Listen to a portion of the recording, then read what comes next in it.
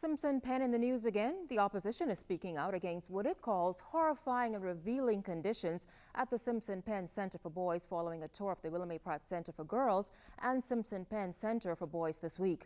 Progressive Liberal Party Shadow Minister of Social Services Melanie Griffin spoke to the press in front of the Reform Home for Boys today. Giovanni Stewart fills us in.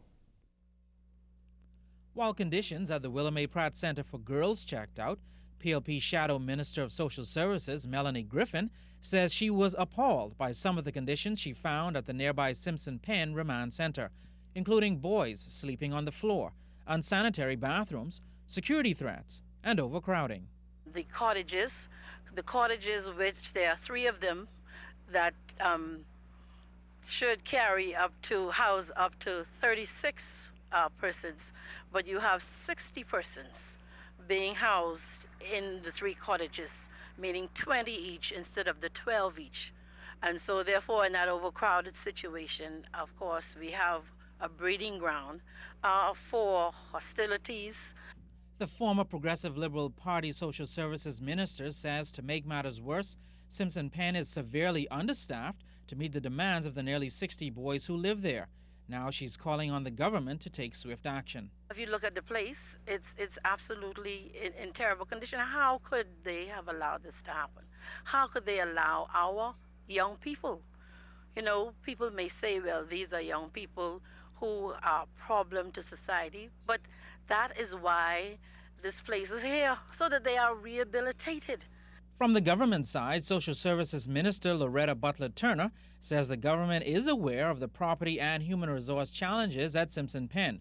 She gave us this update on what's being done about it.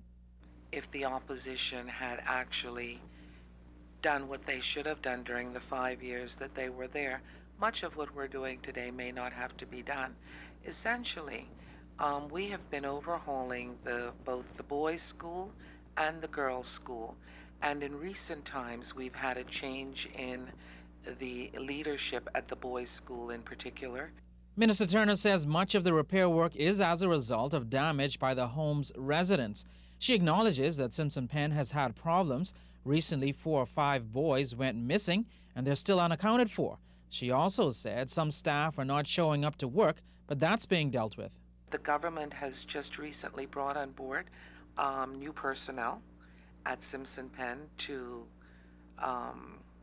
alleviate much of the persons who've been calling in and reporting to be ill, and we've had large numbers of that in recent times. The Social Services Minister says it's going to take up to another 4 months or so before those repairs and upgrades at the Simpson Penn Center are completed. Meantime, she's encouraging parents with challenged children to continue to play their part. Reporting for ZNS News, I'm Giovanni Stewart.